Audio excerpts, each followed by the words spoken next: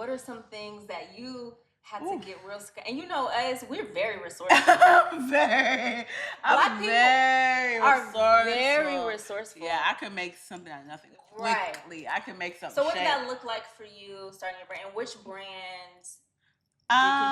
You are a brand. You are a business girl. Okay? I was. I did so much stuff. Yes. Yeah. What did that look like? Okay, so the first thing was starting Fibers. So much. First thing was starting Fibers, and I think the first thing I did to create resources was I figured out what I needed to learn for myself and what I could actually spend outsourcing. Mm-hmm. That was the very first thing I did. I had a website, of course. Something to that question, if you don't have the answer to it. How did you know to even ask that question? And I'm being so serious because sometimes it's like, oh, well, I just know. Some of the things come so intuitively to some people, but some people, maybe you learned it through, we talked about 9 to 5 in our last episode. Some people learn or pick it up through, maybe you have a mentor, maybe, you know. How did you know that was something maybe it was your education? Yeah. That was something you even had to consider? I just knew I couldn't do everything. Yeah. Because there were moments in my life where I tried to do everything and I said, this doesn't make sense. Mm-hmm. I'm only one person, so what can I actually do? So the first thing was building a website. Yeah. I don't have anybody to code. I'm gonna buy a couple coding books. Yeah. To this day, I know how to put, if a website crashes, I know how to fix it. That is so crazy though. But you know what's wild about this conversation, even hearing you say that, is that this is going to age us in so many ways because the way this generation has ChatGPT is going to be like, you had to get a book? You had to do what? That's crazy. I did not have Claude. I did not have Claude. What I had was the bookstore. Yeah. I would go to Barnes and Noble because I was like, okay, I know I needed a website for this. I would go to WordPress, make the website, and I was like, okay, if this crashes, what am I going to do? Yeah. Because I ain't got no money. I can't hire anybody. So I said, let me learn coding real fast. Which is a crazy thing to say. Let me learn coding real fast, girl. What? And I would open up, I still have that book to this day. Yeah. I would open up the book, and I'm very like aesthetic driven. Yeah. So if there was a picture that was too big, I would go to the book and be like, how do I make this picture smaller? Mm-hmm. Type in the code, be like, okay, that works. But it was one of those things where I'm like, okay, I know this is a skill that I am going to need to have because I will always have a website. Absolutely. I will always have a website. Now, the app, all that other stuff, I'm like, I don't know how to do it. But I can at least fix my new thing. So that was my first thing, is understanding what resource I actually had to create that I would need, that I can just instill in myself. Especially if it's really quick. If it's a really quick little 1, 2, 3, I'm like, oh, okay, I can figure that one out. Mm-hmm. Yeah. So what about you? No, that's so good. And my answer, it's making me think about something because I was going to speak to how I'm a researcher. So me too. That's how I'm a very curious person in general. So for me, when I first started the Zeal, it was going to be a blog, and I was just going to write my thoughts and that sort of thing. But I wanted to start with a website, and of course, when I started, I didn't know how to build a website. So very similar to you, but I did not necessarily. One thing about me, I'm very much like, I want to work smarter, not harder. Not that that's, you know what I'm saying? Yes. But I was like, I'm going to find some templates that I'm going to do some research about. So I found all these websites that had like templates that were created. So I was someone, and still someone, who's going to research down. I would spend hours researching something. So that way, so then once I get that information, then it's quick to, it's quick. I like to build systems more so. And so it does require you to do the heavy lifting first. So then once you kind of set the foundation, so for me, learning WordPress, learning templates, all of that was back then. This was pre-TikTok, pre-AI, all of that, where you're on YouTube, you're on Google, you're just researching. Maybe Reddit was, the forums where, It's giving information to each other. Hey, has anyone had this issue with this code? There's some Reddit things that I go to. It says 10 years old. I said, whoa, I'm not gonna look at this one. Yeah, but it's so interesting that you say that because same person. We're the same person, different tactics.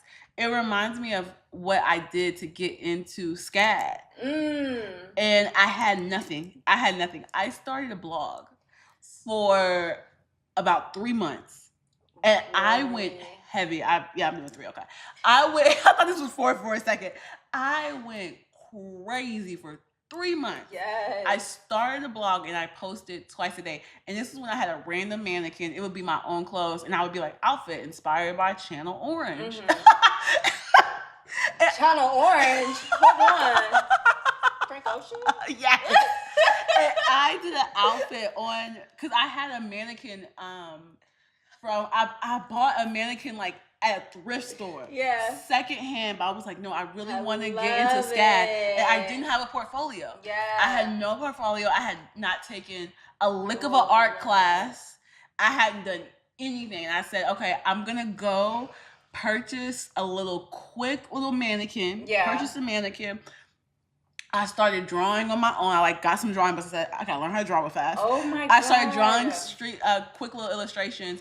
And I would go album by album and do song for song for song for song. And I would take pictures and I would do an outfit grid. And I did that for about 3 months. I think I did it for about 3 months when I knew I was about to apply for SCAD. And I put it all in a portfolio. I love that story because now I think that's opening up. And I want to say idea, but if SCAD takes it, we have to get our credit for it because there needs to be a forum for like stories of like how we were scrappy with our portfolios because this is not the first time I've heard someone like kind of bootstrapping to get a portfolio together, including myself because I went to SCAD for writing. Yeah. And to get a scholarship, you had to like find a piece of work and write about it and like go into detail about why it inspired. Just really just dissect and annotate this piece of work. And I was just like, I'm like, what, 15, 16? I'm like, what the heck? What art am I going to? And I remember my mom had this like, she had in the console, as Black women do, in her car, some albums. So I went through, I was like, I'm going to do it on music. And she had this Bob Marley, not cassette. That's crazy. Cassette. We're not that old. But it was, when they have like those albums that have each of the CDs within the album. I don't know. There's a name for it. Yes. Okay. But it had all the Bob Marley sort of songs. So I was like, I'm going to do it on Bob Marley. So I just took it and I listened to it and I just annotated each song and created and put together a portfolio for it. And I got a scholarship. Right? I got in. Yeah. I got into the school. It was so scrappy, but that's what it takes when you're creating resources. Yeah. You have to get scrappy. You have to be like, listen, I'm gonna make a way out of no way, which makes me want to ask you, do you currently use any of the resources that you created out of scrappiness? Yeah. Or are there any techniques that you use? Yeah, but they change. So like I just mentioned, as they should, with WordPress or like Squarespace or any of those sort of blog type website building platforms, they've changed, and I still use those to run the Zill. And so they have transformed and they make it a lot easier than it was before. So you don't have to do as much work. So if you're just coming into it, you're like, oh, this is easy. But which is kind of good too, because we've had to do so much research and we know so much. We're coming into it, then we're able to fix bugs a little bit quicker. We can rely on ourselves a little bit more as business owners because we come from this background where we had to be scrappier. Now the answers are given to us. Ourselves so crazy. I know, but like it's happening. It was a thing because it makes me think of even now, like even now in this digital age when I didn't have money, but I wanted to do something, I would, for example, do what I needed to do on the free platform. And if I had to turn it in, I would press free trial. And with and I had a week, and I said, okay.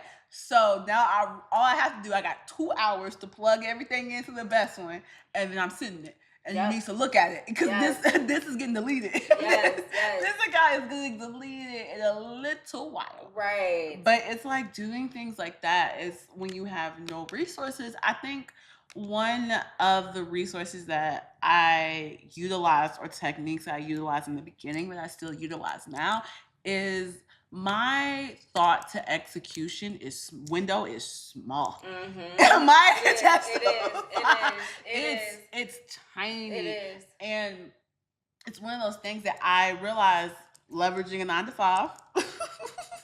It is. I was just thinking about all the things we've had conversations on. Like thinking about doing this, and literally right after we get off the phone, it is done.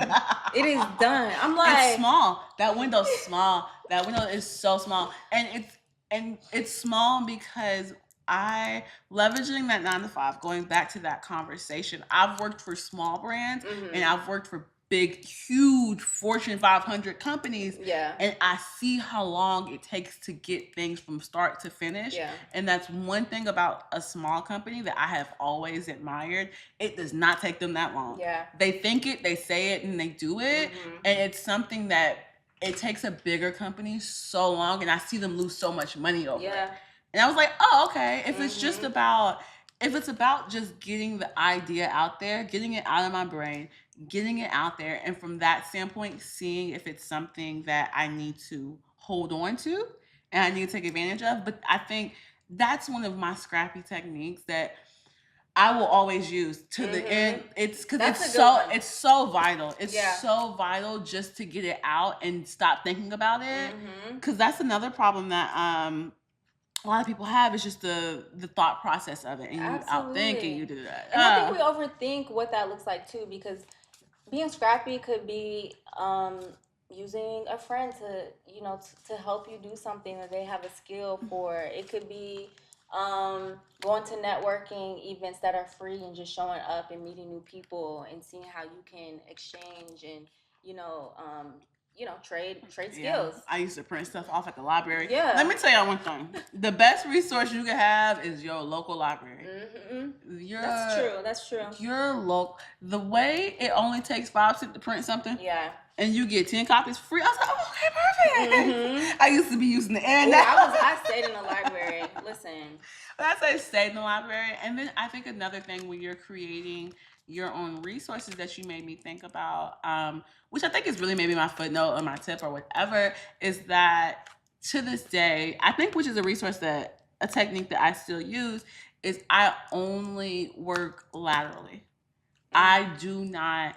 It is a fighting, losing game as a creative trying to work with or get to the person that's like a couple notches above what you're doing. You got to outgrow that. You have to outgrow it, and you have to work with the people that are sitting next to you, that are on the same level as you, that have the same title as you.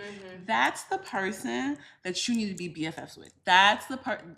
When we say creating our own resources, and like you said, a network is a resource. You do not create a network by going to somebody else that's like over top of you or whatever. Like talking to them is nice, but don't let their experience or whatever get you. The people that are the next Ryan Kugler's, the next Issa's, the next Karina and Maya are sitting right next to you. And those are the people, because that's what I wish I would have done more of in college. As social as I am right now, I was not that social in college.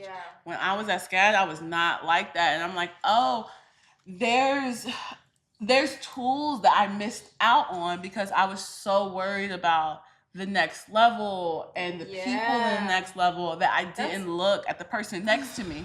That could be a whole episode in and of itself, because I really do think people believe that when it comes to strategy and building your creative portfolio or just getting yourself out there, that you have to in some ways rub elbows with people who seemingly are doing better than you. And you do not have to do that. And I think because when you start to create that mindset, it starts to build a sense of desperation, to be honest. People get desperate. And people can spell desperation a mile away. I'm gonna tell you that much too. You have to have something when you, and the thing about when you are collaborating upwards, you have to bring something to the table. You do. And I think people oftentimes want to,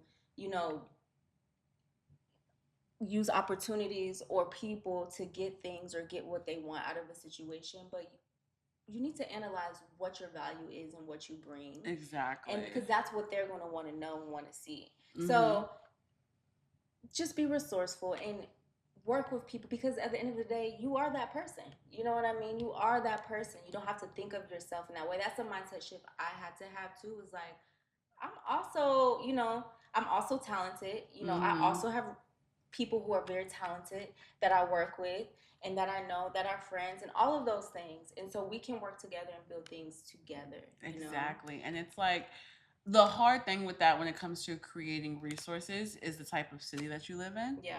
Because also you have to realize that some resources are going to be gatekept from you. Yeah. And they're going to be kind of locked up. And that's when it comes to working with other creatives that are just as scrappy as you are, mm-hmm. in a different way. So it's like, if I have one tool and you have the other, we may be able to build a table together, but you couldn't build it by yourself. That's how you have to do it. That's exactly how you have to do it. And it's like, creating these resources, it can feel discouraging. Yeah. It can feel discouraging. It can feel hard. And it can feel like, okay, especially in the social media era, we go back to social media. Yeah. You're comparing it to what you see on social media. Woo. You can't compare. You cannot compare. It's like, oh, well, this person's doing this and this looks different and da-da-da. You have to start somewhere. Mm-hmm. And it really makes me think of anybody that's successful has never made fun of anybody starting. Okay. Ever. Ooh, I'm so glad you said that, because that's something we need to talk very, very quickly. Okay, let's get into it. When it comes to social media, we were talking earlier about Ari, yes, Ami Collet. But that's still same thing. Kind of previous episode. What were we talking about? We were talking about Ari. Hanifa. Oh, it was Rachel Omondi. Yes, Rachel Omondi, yes. Yeah, so when we're talking about people criticizing and public shaming when it comes to creatives, one thing that I have noticed, that people who are really in the lab and really are working or trying to build something, they're not the ones doing that. They are not the ones. They're not pointing the finger at you, babe. They are not pointing the finger. They're not. We are not out here Twitter fingers or whatever you want to call it. We're not doing that, because we understand what it is to build something. And that doesn't take away the accountability factor. Yes. And I'm not saying that to, point a divide around that. But I'm just saying that when you're doing something, you can have a sense of empathy. And so when you start building and trying to create something, you start to, you be quiet. Those comments are never on your side, man. Those comments are never on your side. Yeah. But you're right. Yeah. So I'm glad that you said that, because that's a fact. Like the other creatives that are creating, one, they're busy. Too busy. Don't get me started on that. Too busy.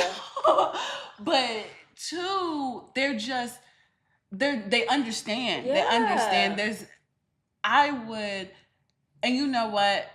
To be completely honest, there was a point where I was at that stage. And then as I started to grow in my career, and as I started to get bigger, where I was judging people, mm-hmm. and I was very like, oh, why would they do that? And and I was very judgy in that light. As I started to grow, I started to see that I was halting my own process, because I thought everybody was thinking like me. Mm-hmm. And because I was so judgy, I then put that judgment off on myself. And it makes me think of this. I was on TikTok and this guy was like, being harsh, it's not worth being harsh. Nothing's worth it. Like, even when you're harsh to yourself, it's not worth it. Mm-hmm. Being harsh to somebody else, it's not worth it. It's never worth it. And once you realize that, and you start creating these resources, and you start to get scrappy, and you let the the freedom to just think and be and create and do what you need to do to get to your goal, everything just gets lighter and it gets better and it gets more fun. You want a light life. You want to be light when creating. Yeah. You do. But yeah, what would be your footnotes